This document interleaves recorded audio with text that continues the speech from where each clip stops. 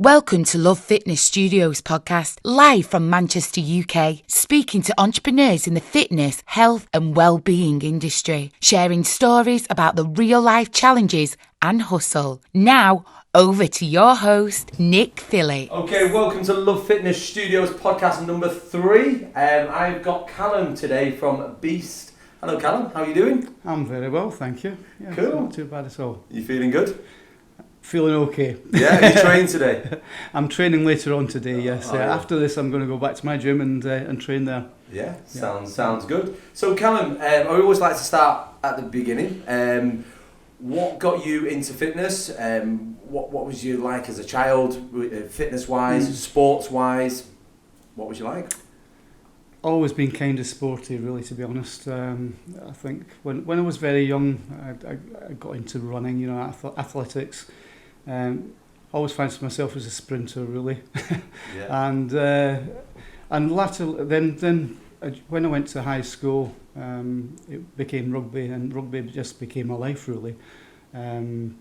Started about 12 and a half, and by 13 and a half was actually captain the school side in the morning, then playing for the adult Curry team where I lived, playing for their third team sort of in the afternoon, really, which was great, really. I must have been about 8 stone, 7.5 stone wet through, but I was fast, and in those days there wasn't really junior rugby, so it was, if you were good enough, then you played. So I then sort of was playing. I was captain of the school side, as I said, and we became quite a good side because more of us actually started playing adult rugby.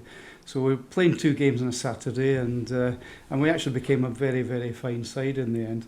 Yeah. I carried on playing with Curry and played some senior rugby with Curry and played some minor representative stuff with the Edinburgh District Union. And that was always my life, really. Rugby was all I did. But I joined the Royal Bank of Scotland from school, and didn't enjoy the banking sort of world at all. I eventually moved to the civil service. Okay. And worked for the DHS, and then after about 4 years decided that I really needed something different, and I ended up joining the prison service. Wow. But the prison service was, I had to work one weekend in 2, and that kind of put a bit of a kibosh on my rugby or good rugby career, because you can't play sort of senior rugby sort of one weekend in 2. Yeah. And I did actually make an attempt at doing it, because I joined Darlington Mowden Park up in Darlington when I was working at Deerbolt in County Durham, and unfortunately it just wasn't really doable, and after a few months rather, I stopped playing rugby again because it was just too difficult. But I did get into other things, so I started some in the prison service, Yeah. Olympic weightlifting, and I was very fortunate to have a guy that coached at national level there, came to our establishment, and I kind of got into that at 29, which was quite late. Was it? Yeah. Are we talking 80s, 70s here? This was in the 80s. Was it? Yeah. Because was Olympic lifting popular then? In UK, not massively. Was it? Not More massively. Russian? It was mainly Eastern Europeans. Wow. Because it's popular now, isn't it? It is. Yeah. Thanks to thanks to CrossFit, really. Yeah. Isn't it?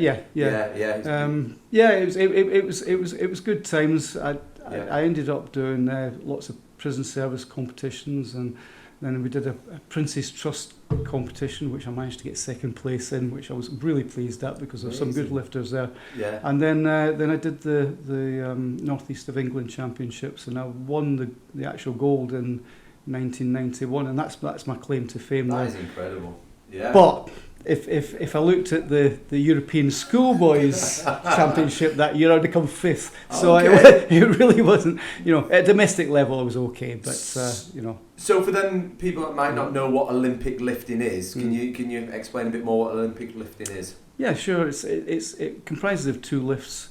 One is called the clean and jerk, and that's basically taking the bar to your chest and then putting it above your head.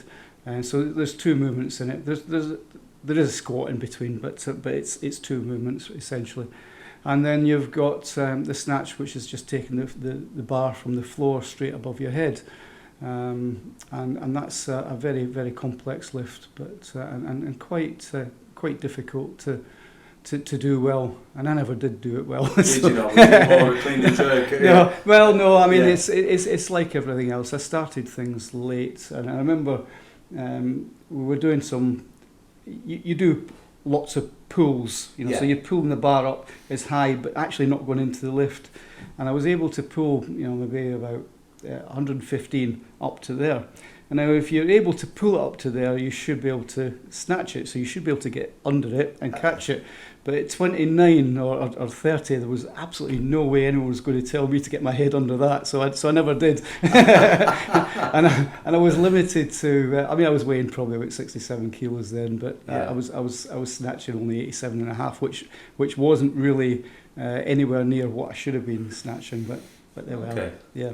Cool. So the transition from going from playing team sports as a child, lots of rugby, to then I suppose Olympic is more of a single. Yeah. So did you miss that whole team element? How was that transition from one sport to the other, or was that what you were looking for? Is it just the time of life? It was. I like to compete. I've always liked to compete, and I guess, in the absence of rugby, it was some sort of competition. But the other thing was that I quite enjoyed doing gym work, but I've never really been into the bodybuilding side of it as such. I'm not really built for it either. I would never be huge. So I kind of like the idea of being strong, and Olympic lifting just seemed to be one of those sort of sports. I thought, This is really what I quite fancy doing, and I did it for probably about 3.5 years. Yeah. But I got out while I could still tie my own shoelaces, so that was good, because it is quite hard work in terms of your joints and everything else, because you're continually working with heavy weights. Yeah. Or at least we were. I can imagine. I suspect that things have moved on a bit, but in those days we used pretty heavy stuff, or heavy for me, and it wore you down after a while. Yeah. Did you have to find that fine line of strength work into stretching? Did you do a lot of stretching when you were training? Not as much as I should. I do far more now, doing the stuff that I do now. Yeah, without a big a doubt. part of it. Yeah. Cool. Yeah. Any youngsters that maybe want to get into Olympic lifting, what should they be looking out for? What should, or anyone, I mean, you don't need to put an age on it. Anyone that wants to look into doing Olympic lifting, would you advise them to join a certain gym, or what advice? I would always look for a proper club. I would always look for a proper club, because the lifts are very technical and potentially dangerous if you don't do it right. And it's a case of baby steps, really. Baby steps. Baby steps. Yeah, but as I say, it's been a long time since I've been doing Olympic lifting, and it's certainly not anything I've engaged in for well over 25 years. What made you come out of Olympic lifting? Basically, I'd moved. I'd been promoted in the prison service, and I'd moved to Manchester by then, and I was working at Strangeways Prison. Yeah. And I just found that my knees were a bit sorer, and really I thought I'd had enough, and I just sort of decided to call it a day on Olympic lifting. Right. Yeah. I knew a lot of people that carried on much longer, and dependent on ibuprofen and things like that. And I really didn't fancy that too much. Did you not? No. Hiding the aches, the joints, you listen to your body. I think that's the best thing you can do. Yeah. And I think people do, you sort of move throughout your life, trying different sports and getting into different sports. Yeah, I mean, I've tried, I've done a fair bit of cycling. I even did a bit of competitive cycling. I remember speaking to you about this, But again, it was one of those sort of things I enjoyed. Yeah. I've normally found that most of what I do, I'm reasonably good at. I wouldn't say I was particularly great there. There was it was a real tough baptism. That I found that very hard. Cycling. Yeah. What sort of distance was you doing?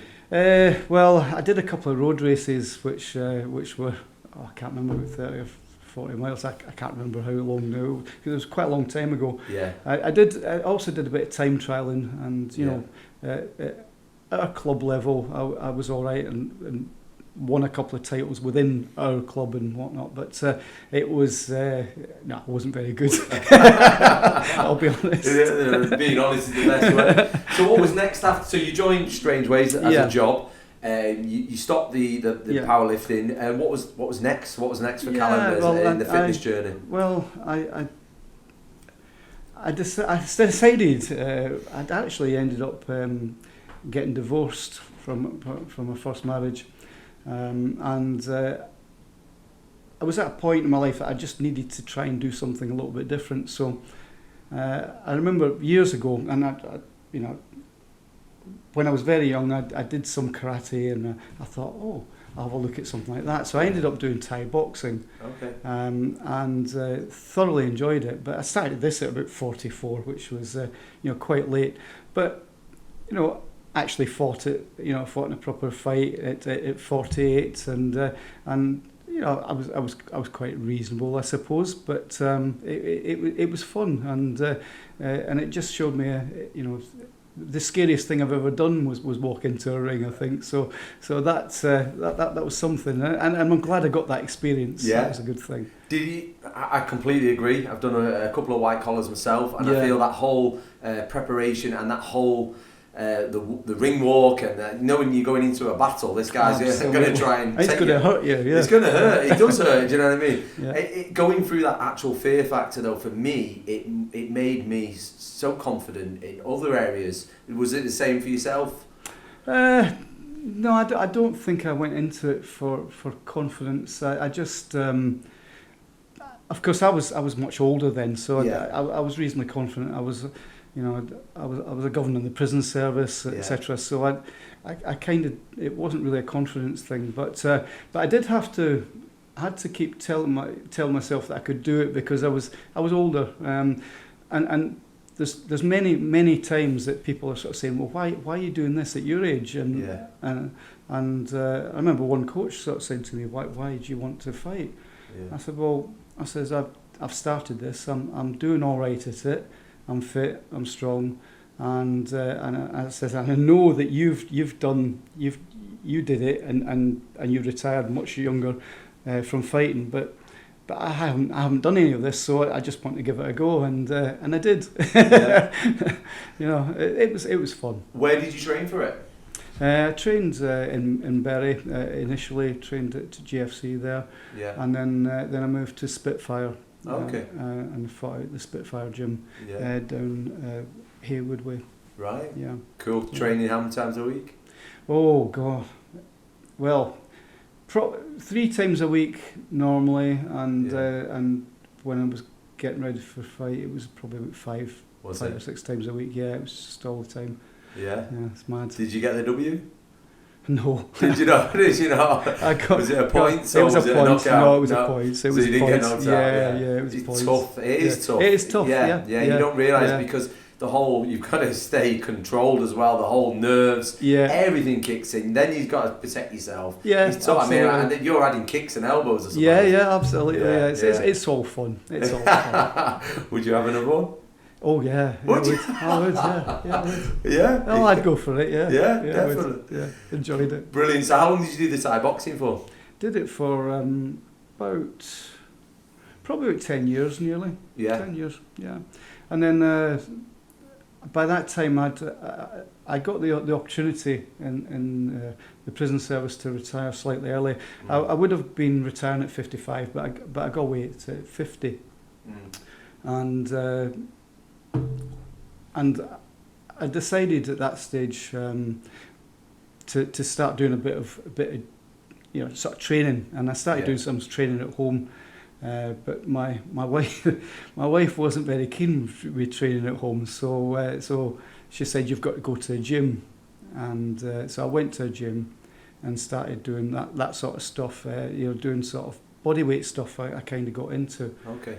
And at that stage I thought, well, because I was doing so much training, I kind of came away from the Thai boxing a bit, really, and it started. I discovered calisthenics, really, which was online, and it looked incredible, and I thought, right, I'm going to try and do this. Yeah. But one of the things was, right at the beginning, I thought I could probably do about 14, 15 pull-ups. Yeah. And then I saw calisthenics, and I saw like how proper pull-ups were done, and I thought, I can't really. And I was doing probably about 7 or 8, so I had to go back to basics and work and that's what I did. And I was at a gym, as I say, sort of training this stuff, and just myself and one of the PTs there, Josh Stokes. He's a very talented musician nowadays, but he was working there, and he said, I'm really interested in what you're doing, and do you mind if I join you? So I said, no problem. And we became friends, and I kind of trained him on what I was finding out on the internet, etc., etc. And we had a great time doing it. And after a while, he sort of said to me, you're quite good at this sort of stuff. He says, why don't you do the qualification for PTing? And I'd never thought about it, and I thought, well, I could do, because I need something in my life, really, because I'd stopped what was a very, very busy, stressful job to virtually nothing. So I thought, I'll give this a bash, and I did it, and I was trained by a guy called Tom Godwin. Okay. And Tom said to me, I remember,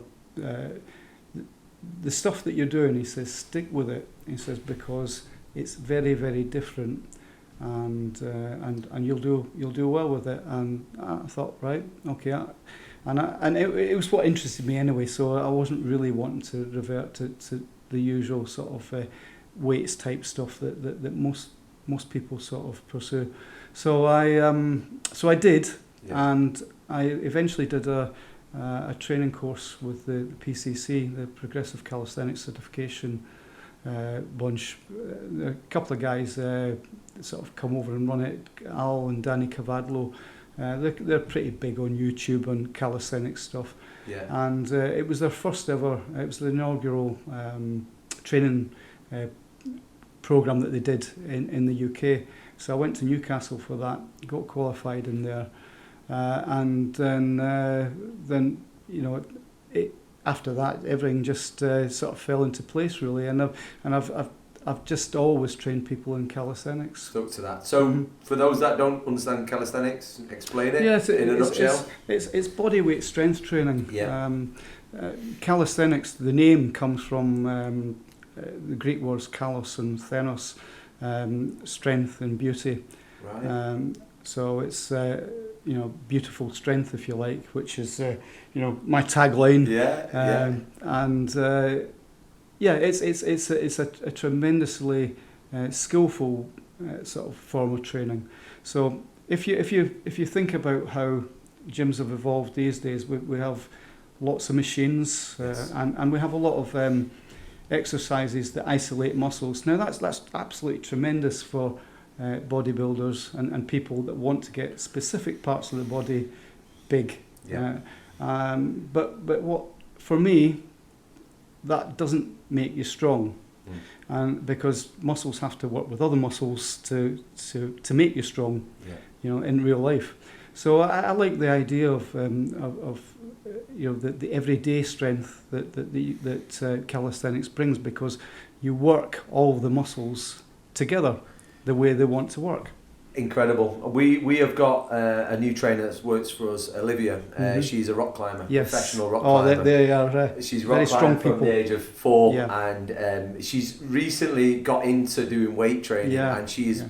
I think she's blowing everyone away how strong she actually is. She will, yeah. Yeah, like I say, when we did the interview, she would come out here and she just jumped up, grabbed hold of some scaffolding and did 20 pull-ups straight away. Wonderful. Yeah, she is an absolute powerhouse.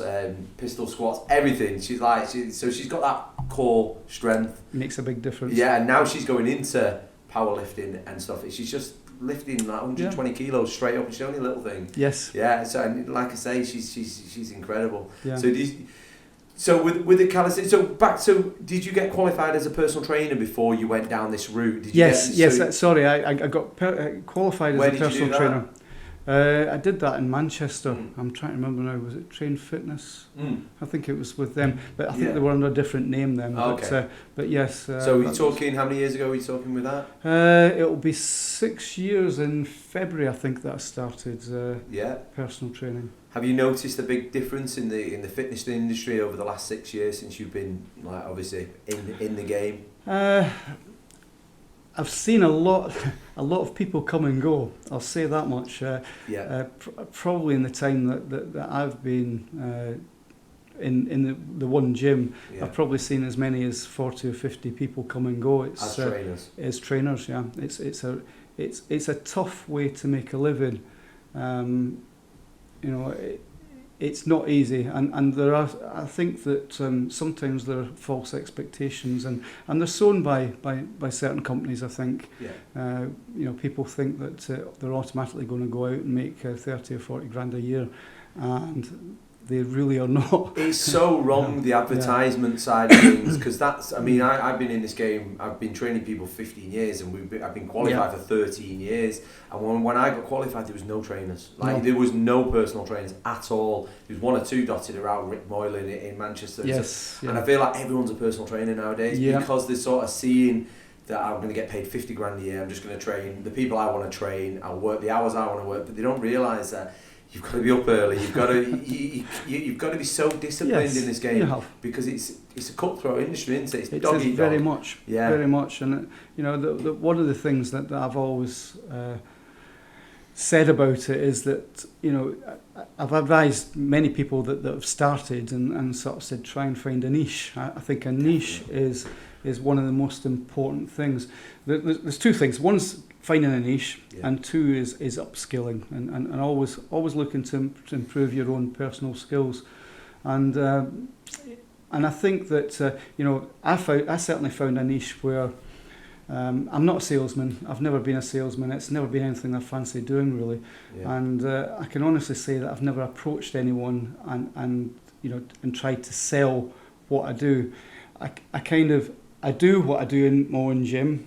And from recommendation and everything else, then I tend to get a fair bit of business. But also, I've always found that if anyone asks me any advice, and I get asked advice quite a lot about the types of things that I'm doing, I'll give people as much information as they want, really, because one of the things I was told when I started, and I think it was wrong, was somebody said, tell people so much, but don't tell them everything, because you're a PT and you charge for that.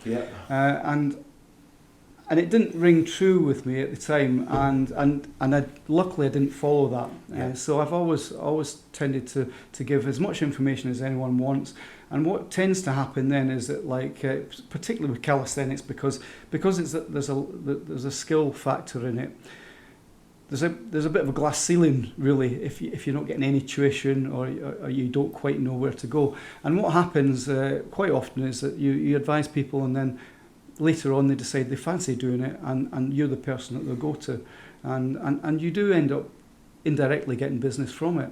And 100%. Yeah. That was the only way I ever worked when I worked for David Lloyd.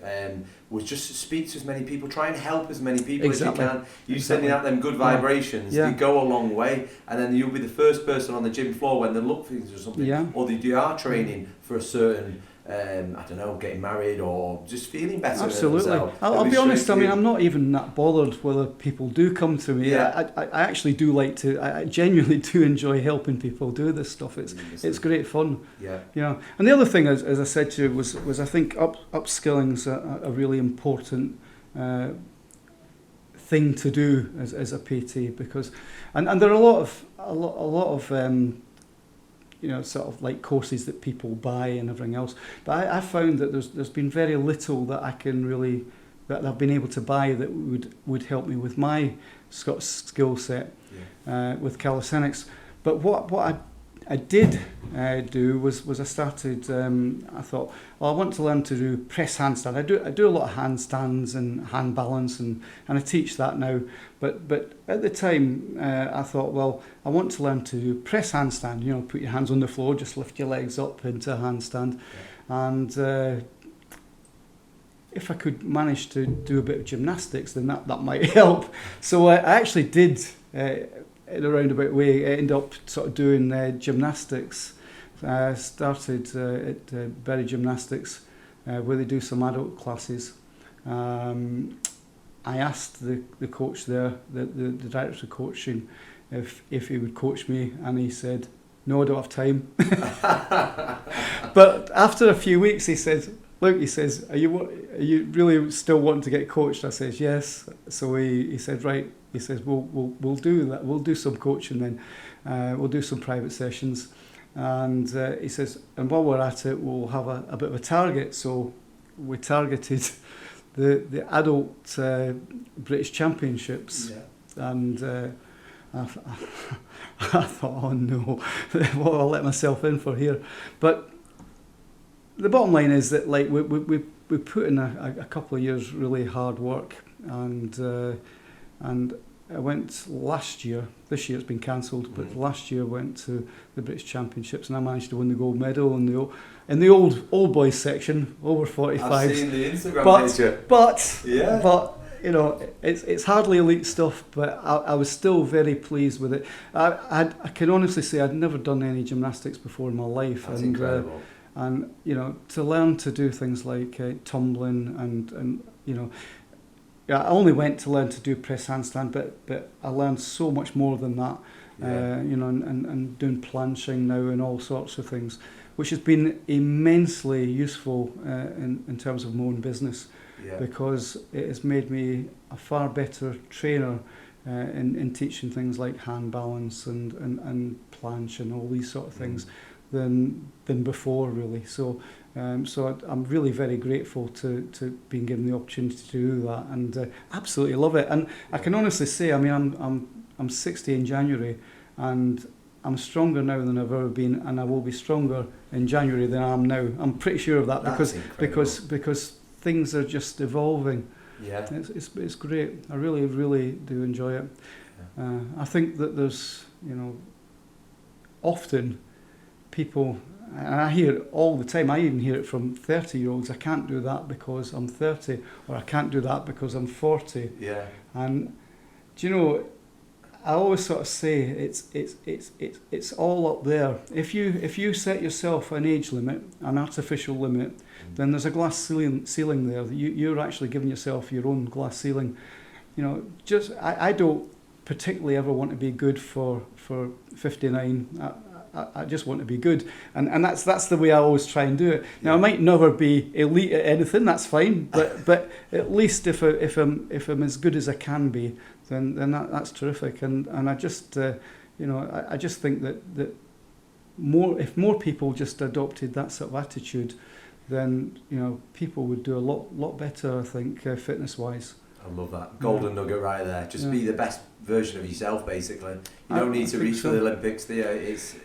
No, exactly that. You know, I mean, obviously there are limits in terms of you know, I'm never going to be making the Olympic team, but but I still be able to do things that I would never have dreamt doing when I was a kid. So it's tremendous. So you've gone from rugby, powerlifting, Olympic lifting, Thai boxing to calisthenics. Is there anything to gymnastics? Is there anything that you wish you did earlier, or are you just happy with the journey you've had? I absolutely loved my rugby life, and that really took up most of my time from 12 right through to sort of maybe 21, 22. You know, that was what I did. Having discovered gymnastics, sort of like at the age of 56, I think I started gymnastics. I wish I had been able to see that when I was younger, or do that when I was younger, because it's been a revelation, and I absolutely love doing it. You've got a great setup at Goshen as well, isn't it? Tremendous, yeah. It's a proper gym. Yeah. Very good. Fantastic. Yeah. So, nutrition-wise, do you eat like a monk? Are you super on it with the nutrition, or is it because you're very lean? Is any? Do you know? I think Nick, there's a lot of people make a lot of money out of making diet sort of like a science that other people don't have access to, and it really isn't. You know, it's very, very simple. It's all balance, and I really do balance things. I don't. I'm not like a monk. No, far from it. If I've got chocolate, I'll eat chocolate. You know, but I'll make allowances for it elsewhere, and that, along with training a lot, just keeps me pretty lean all year round, really. Yeah. You know, I've never gone for the bulking sort of like shredding type thing. You know, that's more a bodybuilding thing, of course. But with calisthenics, no, we just eat normally, and you know, you do put some muscle on, but it's a different sort of thing. You know, it's not for aesthetics. Essentially, it's really that's a byproduct, really. Yeah, and you feel good in your skin. Yeah, you feel strong. Yeah, I think so. It's all good. Yeah, it's all good. So where do you go for sort of inspiration? Is do you read books, or do you listen to podcasts, or do you where do you go for inspiration, or on working on yourself, working on Callum? Or do you read? Oh, I read a lot of stuff about calisthenics, and you know, there's certain people on YouTube and everything else that you follow on Instagram and whatnot. But I try not to get too sort of, you know, get too much into that, really. Mm-hmm. I do a bit of reading, and one of the best books, I think it was by Stephen Lowe, I think it's is it Defying Gravity? I can't remember. It's something like that anyway. Yeah. But it's a book about, you know, calisthenics and gymnastics, and it's absolutely tremendous. And that's something that I still use quite regular to look to advance my skill set. Yeah, I'll put the link in the descriptions for that book if you can send it over. Yeah. Like I say, if there's anyone that wants to get into calisthenics or gymnastic work. Yeah, it's a tremendous book. You have to have some sort of level. You have to reach a certain level to really utilise it. It's not really quite a beginner's book, but it's a very, very good book. Yeah, that's a go-to book. Brilliant. Yeah. So we've had a very strange 2020. We have. So back in March, obviously your business was going well. How many clients were you training sort of a week? Probably about 30 or so, sometimes more, but you know, about 30, I think. 30 regulars. Yeah. Which is good. It's all right. I mean, you know, as I say, I don't want to be working every day, all day, and you know, I did retire. Yeah. So this is all extra for me, really. Yeah. So I've never wanted to be too busy, but that was about right. I could manage on that. Nice. Yeah, so it's a nice hobby for you. Yeah. Getting people fit and change your mindset. Yeah. Do you know what I mean? I think that's the whole thing. So then Boris comes on March 26th. Says all gyms must close. Yeah. What's going through your head? Well, I was sort of thinking, well, I wonder wonder if I'll get anything out of this package that he brought out, which I didn't. Yeah. So, but luckily I was still financially secure, so I'm in a better position than a lot of people. So I'm grateful for that. When we were eventually allowed to train people outside, I had a number of people that I was training decided they'd come and train outside, so we trained down at the local park. I probably had about 10 a week that were doing that, so that was actually okay because I wasn't paying rent then, was I? So it was all right. Was you just racking up gym rent? Was it? So that's the beauty about calisthenics. You don't need any fancy Don't machines. need much, no. And I took all the equipment that I tend to use at the gym is mine anyway. I used the rigs there, but I've got rings, I've got parallel bars and all that sort of stuff, and the floor, and that essentially is what I use. Yeah. So no, it was actually relatively easy just to set up outside, and we did, and we got some lovely weather as well, which was great, and I got a bit of a suntan like that. And how did you keep everyone did you keep checking in with you guys? So obviously everyone's gone lockdown, everyone's told to sit on the couch for however many weeks it was, even though it seems to be attacking the ones that were overweight. It seems to be attacking the unhealthy. I mean, look, there was some terrible cases, but how did you check in with your clients, or did you how did you get through them tough times? I checked in now and again with the clients. Some clients more than others, because some are friends really now, so we stayed in touch, but what I did was I created a group, on WhatsApp or something, I think it was. But we had a group for people that I trained, just so we could pass the odd thing. But it did go quiet for a while because everything was quiet really. Yeah. But once we got notification that we could train outside, then I contacted people, and so many came back, and then. When we got notification that the gyms were open again, then we had chat. But I didn't go down the route of starting online trainings, because it really is. I think for what I do, I think it's very difficult to sort of organise and do properly, because sometimes you've got to be very close. You've got to check very small movements, and that's difficult online, and especially if you're doing a few at a time. So I decided against that really. It seems like a lot, including us, shifted online. A lot of people have come off online now and gone more into the sort of gyms and stuff. But I feel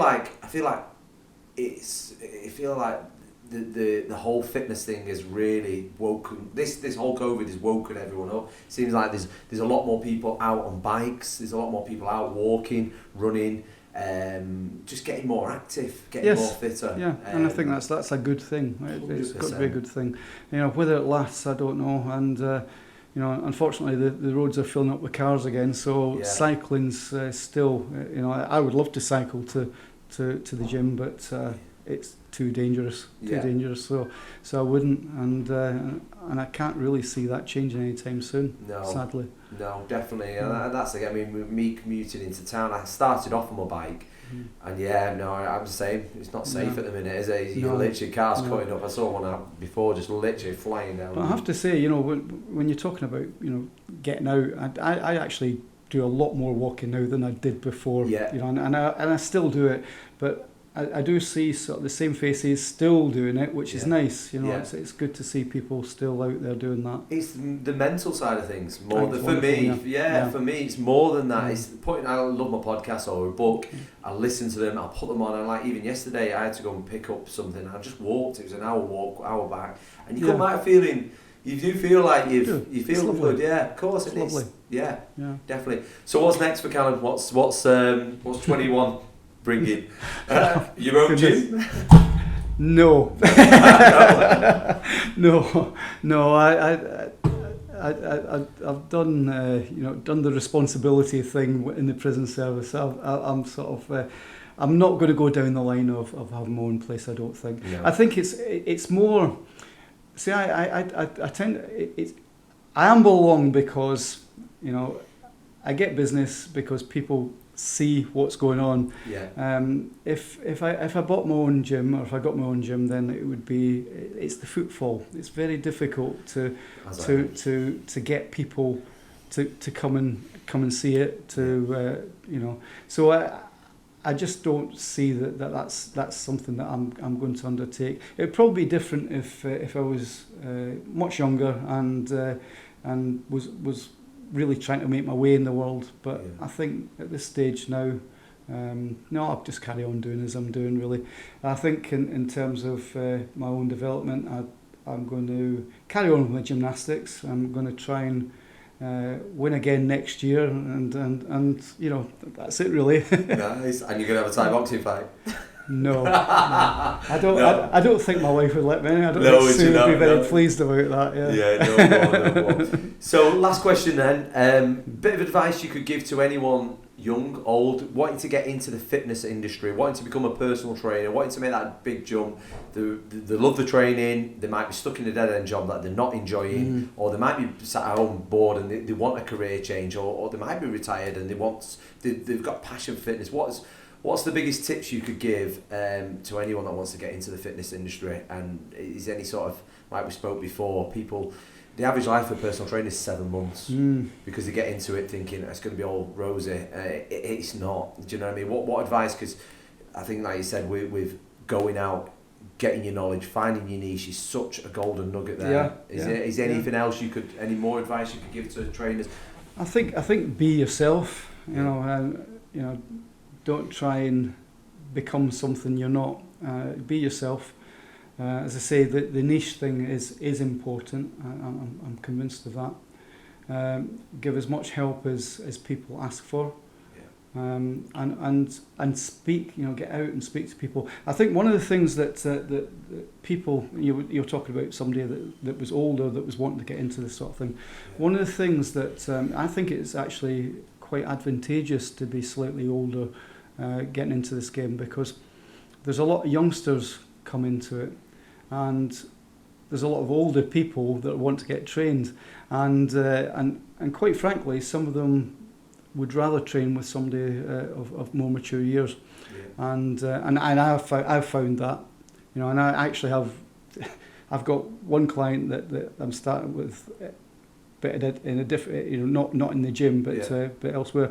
They're going to be 12 and a half, and I'll go right the way up to, I've got one client who's in his 70s. So I've got people right the way through there. But the bottom line is that, like, I do have quite a number of people that are of middle age and have deliberately come to me because of their age, really. Yeah. And I think that anyone of a certain age, don't be put off because you're older, you know. But you know, just be good at what you do. Find your niche and go for it. Stick to that. Yeah. Great words. I was saying to my wife on the way into the car, I don't think I've ever met anyone as nice as Callum in the fitness industry. Come on. Honestly, well, he's one of the nicest people. So give him a follow. How can people follow you on Instagram? What's your page on Instagram? Oh goodness, a Scot in Bury. A Scot in Bury. Yeah. I had to double check that.